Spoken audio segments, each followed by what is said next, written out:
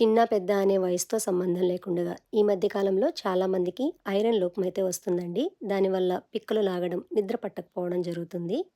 తోటకూరలో iron పుష్కలంగా ఉంటుందండి. ముందుగా తోటకూరని నీళ్లతో శుభ్రంగా కడిగేసి ఇలా ముక్కలుగా కోసుకొని పక్కన పెట్టేసి, ఇప్పుడు ప్యాన్‌లో కొన్ని పల్లీలు వేసి కాస్త దోరగా వేగాక కొన్ని నువ్వులు కూడా వేసుకొని చిన్న మంట మీద దోరగా వేయించి తీసి పక్కన పెట్టుకోవాలి.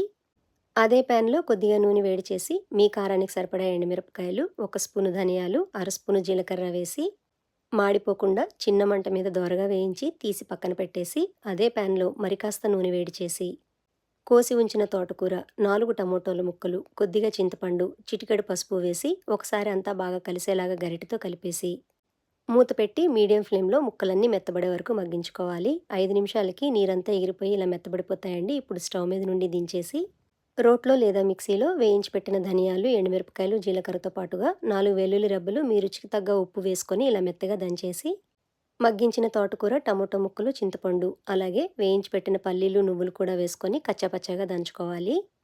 ఇప్పుడు కొన్ని పచ్చి ఉల్లిపాయ ముక్కలు వేసుకొని ఒకసారి కుమ్మేస్తే సరిపోతుందండి. ఇలా రోటి పచ్చళ్ళు చేసుకున్నప్పుడు పచ్చి ఉల్లిపాయ వేసుకొని దంచుకుంటే చాలా రుచిగా ఉంటాయి. ఇలా దంచుకున్న పచ్చడిని గిన్నెలోకి తీసుకొని కొద్దిగా నూనె వేడి చేసి ఆవాలు, జీలకర్ర, శనగపప్పు, కరివేపాకు పోపు వేసి పచ్చడిలో కలిపేస్తే సరిపోతుంది. అన్నం అంతా ఈ తోటకూర పచ్చడితోనే తినేస్తారండి. అంత అద్భుతంగా ఉంటుంది. తప్పకుండా ట్రై చేయండి.